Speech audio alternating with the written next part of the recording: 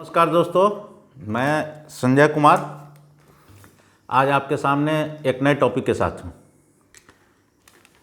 कि आज देश की आज़ादी के 74 वर्ष के बाद भी हम दुनिया के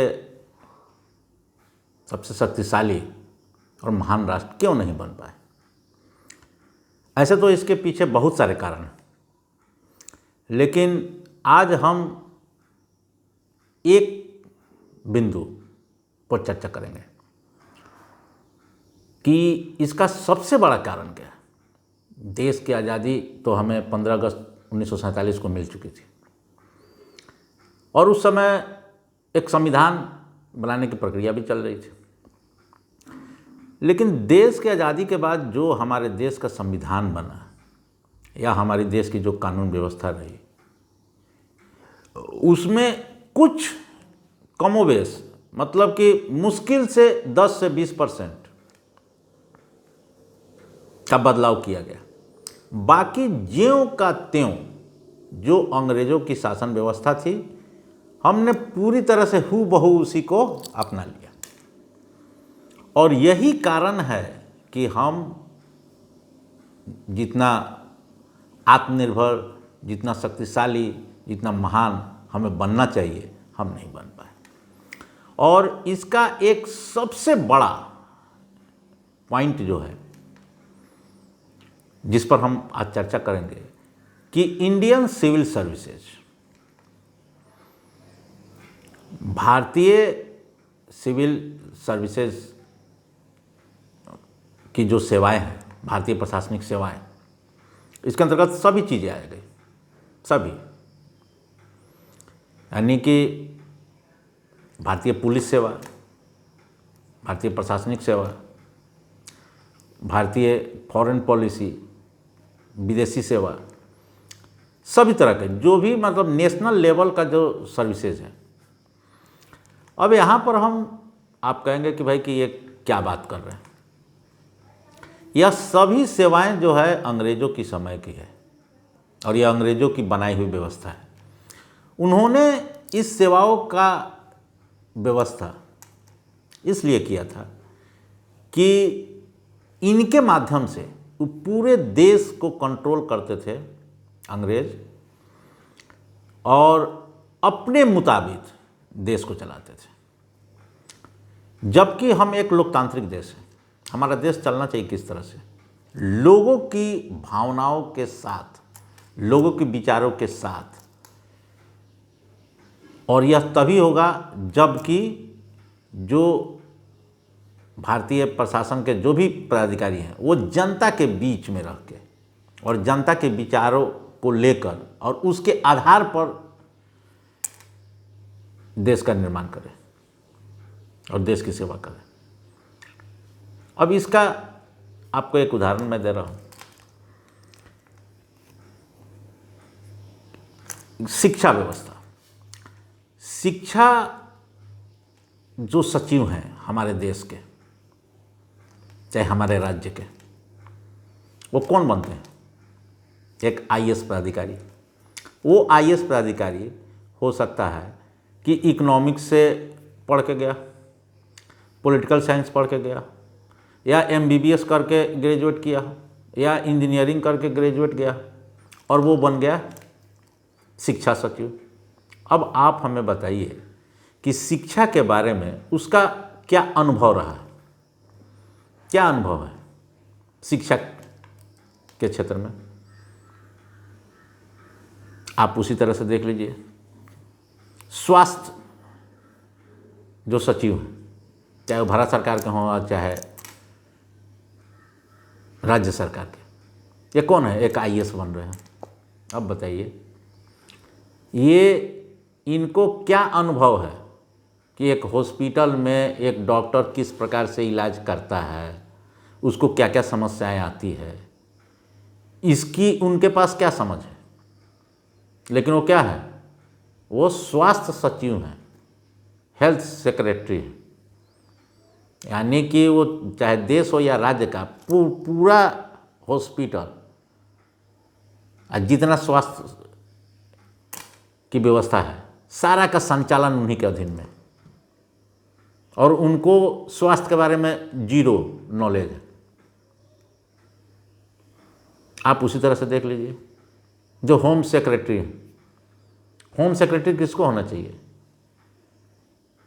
कि जिसको कि पुलिस का, प्रशासन का, पुलिसिंग व्यवस्था के बारे में पूरी अच्छी पकड़ होनी चाहिए कि कहाँ अपराधी होता है, उसका क्या मेंटलिटी होता है, क्या करेंगे कि हाँ कि हमारा पुलिस व्यवस्था ज़्यादा सुदृढ़ बन पाए। उसका सेक्रेटरी कौन है? वही आईएएस। यानी कि सारा जितना विभाग है सबका हेड जो है वो कौन है? एक आईएएस पदाधिकारी। अरे भैया आईएएस है क्यों, क्या है वो? एक तो सिंपल ग्रेजुएट है। एक सिंपल ग्रेजुएट व्यक्ति एक पर्टिकुलर एग्जाम को पास करके वो आईएएस बन गया। अब वो जितना विभाग है सबको चलाएगा, और जो उस विभाग का विशेषज्ञ है, स्पेशलिस्ट है, उसको चलाने की सलाहियत नहीं है, वो नहीं चला सकता है। एक शिक्षा सचिव क्यों नहीं एक शिक्षक हो सकता है? ऐसी व्यवस्था क्यों नहीं बननी चाहिए कि जो एक शिक्षक है वो हेडमास्टर बन रहा है, फिर वही प्रखंड शिक्षा पदाधिकारी बनना चाहिए, वही आपका जिला शिक्षा पदाधिकारी बनना चाहिए, और वही फिर आगे बढ़ते हुए क्षेत्रीय शिक्षा निदेशक बनना चाहिए, वही आपका निदेशक डायरेक्टर होना चाहिए, और वही उसका सचिव होना चाहिए। क्यों नहीं उसका प्रमोशन करते हुए वहाँ तक उस पद पर जाएगा कि उसके पास पूरा अनुभव होगा नीचे से ऊपर तक का, कि किस प्रकार से हम कहाँ कहाँ खामियां होती हैं और उसको निराकरण हम कैसे कर सकते हैं। उसी प्रकार अगर हेल्थ सेक्रेटरी है, तो हेल्थ सेक्रेटरी क्यों नहीं एक डॉक्टर होगा? एक डॉक्टर है वो हॉस्पिटल का डायरेक्टर बनेगा, फिर जिला चिकित्सा पदाधिकारी बनेगा, फिर उसी तरह से वो अपना शिक्षा विभाग का डायरेक्टर बनेगा, फिर स्वास्थ्य सचिव बनेगा। क्यों नहीं बनेगा? अगर वो डॉक्टर अगर नीचे से बढ़ते हुए अगर ऊपर जाएगा, उसके पास पूरा उसका अनुभव होगा, 25 साल 30 साल का उसका पास अनुभव है, क्या क्या खामियां हैं उस चीज़ को वो निराकरण करेगा, उसके बारे में सुझाव दे सकता है, उसके बारे में कुछ डिसीजन ले सकता है। एक सब इंस्पेक्टर है, एक सब इंस्पेक्टर क्यों नहीं डायरेक्टर जनरल बनेगा? क्यों नहीं डीजी बनेगा? डायरेक्ट आईपीएस काहे बनेगा? एक डायरेक्ट एसपी बन गया, उसके पास क्या वो उस सब इंस्पेक्टर से ज़्यादा उसके पास अनुभव है जो कि फील्ड में जाके काम कर रहा है? तो क्यों नहीं अनुभवी व्यक्ति को हम बनाएंगे पुलिस अधीक्षक, और फिर उसी को क्यों नहीं हम बनाएंगे होम सेक्रेटरी? डिफेंस रक्षा मंत्रालय चला रहा है, कौन चला रहा है? आईएएस पदाधिकारी चला रहा है। अरे तो आईएएस क्या जानता है कि हमारे रक्षा की क्या क्या जरूरतें हैं? हमारा सेना का पदाधिकारी क्यों नहीं बनेगा रक्षा सचिव? एक रक्षा सचिव हमेशा एक सेना का पदाधिकारी होना चाहिए, कि वो जानता है कि हम किस सेना की क्या क्या जरूरतें हैं। वहाँ पर बैठाए हुए हैं फिर आईएएस पदाधिकारी को। अरे वो आईएएस है कि कोई अलादीन का चिराग है कि आईएएस बन गया कि सारा काम ही वही करेगा? वो तो अंग्रेजों का यह व्यवस्था था कि अंग्रेज जो है देश को पूरी तरह से कंट्रोल करके उस नियंत्रित करे, तो वो एक सिस्टम बनाया भारतीय प्रशासनिक सेवा का, और उसके तहत सारे विभाग में उसको हेड बना दिया। उसको देश के विकास से क्या मतलब है? उस देश को कंट्रोल करना है, सिर्फ शासन चलाना है। तो इस तरह का उसके पास एक टैलेंटेड दिमाग होना चाहिए कि जो कि देश को केवल कि हाँ कि जो ऊपर से आदेश आ रहा है उसका पालन होना चाहिए, बस खत्म है, और उसको पूरी तरह से नियंत्रित करके रखे। विकास हो नहीं हो इससे उसको कोई मतलब नहीं है, और वही सिस्टम देश के आजाद के बाद वही रह गया।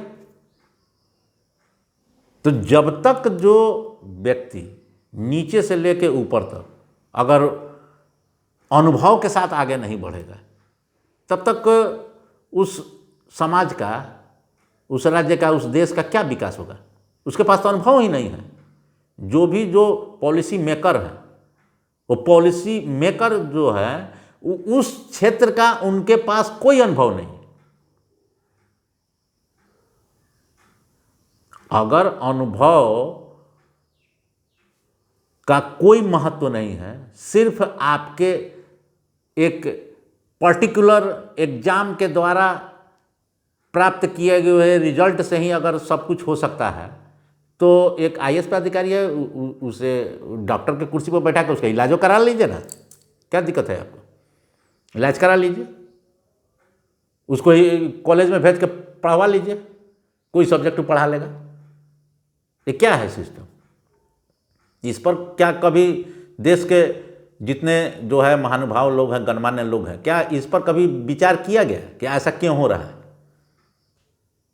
जो एक बीडीओ है वही प्रमोशन होकर एसडीओ बनना चाहिए, वही आईएएस पदाधिकारी बनना चाहिए, वही उसके बाद बनना चाहिए सेक्रेटरी बनना चाहिए, कैबिनेट सेक्रेटरी बनना चाहिए, क्यों नहीं बनना चाहिए? डायरेक्ट अगर वो आके आईएएस बन गया, वो क्या जानता है कि ब्लॉक में क्या क्या होता है, मुखिया के साथ क्या समस्याएं होती है? उसके पास जानकारी है? कोई अनुभव है उसके पास? और वो कुछ दलालों के चक्कर में पड़ के व्यवस्था के साथ चलने लगता है। उसके पास अपना कोई तो अनुभव है नहीं। तो हमारे यहाँ एक अधिक से अधिक 2 कैटेगरी का होना चाहिए, एक मैट्रिक लेवल पर या इंटर लेवल पर और एक ग्रेजुएशन लेवल पर। बस 2 ही प्रकार की बहाली हर एक क्षेत्र में होना चाहिए। देखिए स्वास्थ्य का क्षेत्र है, तो स्वास्थ्य क्षेत्र में क्या होगा? अधिक से अधिक ये होना चाहिए कि एक कंपाउंडर या नर्स की बहाली हो रही है, और दूसरा हो रहा है कि डॉक्टर, बस। और इसी जो डॉक्टर है वही इसके जो शिखर के पद हैं, स्वास्थ्य सचिव तक, वही बैठेंगे, दूसरा कोई नहीं बैठेगा। उसी तरह अगर पुलिसिंग में आ रहे हैं तो एक सिपाही के रूप में बहाल हो रहा है, एक सब इंस्पेक्टर के रूप में बहाल हो रहा है, तो जो सब इंस्पेक्टर है वही डीजी तक जाएगा, और जो सिपाही है वो सब इंस्पेक्टर तक, इंस्पेक्टर तक जाएगा। एक ग्रेजुएट लेवल पर हो गया, इंटर लेवल पर हो गया। इसी तरह हर क्षेत्र में होना चाहिए। तो उस क्षेत्र के जो स्पेशलिस्ट हैं, ऑफिस में भी है, ऑफिस में भी 2 तरह का क्लर्क, जिस तरह एलडीसी है, यूडीसी है, तो एलडीसी से भी प्रमोशन लेके यूडीसी तक पहुंचेगा, और यूडीसी से प्रमोशन लेते हुए उस विभाग का सेक्रेटरी तक जाएगा। क्यों नहीं जाएगा? वो तो सारे अनुभव लेते हुए जा रहा है, वो भी तो ग्रेजुएट है, उसकी भी तो बहाली ग्रेजुएट लेवल पर हुई है। और उसी तरह से आप एक एग्जाम लेकर उसके परफॉर्मेंस के आधार पर एक सिस्टम बनाइए। अब वो क्या सिस्टम होगा वो एक अलग विषय है, लेकिन इस अनुभव का लाभ हमारे समाज को, हमारे देश को, हमारे राज्य को मिलना चाहिए।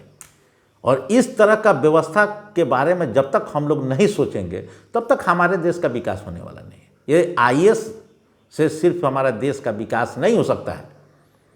वो आईएएस है, वो विदेश सेक्रेटरी भी है, फॉरेन सेक्रेटरी भी है, विदेश सचिव भी है। अरे भाई ये क्या है भाई?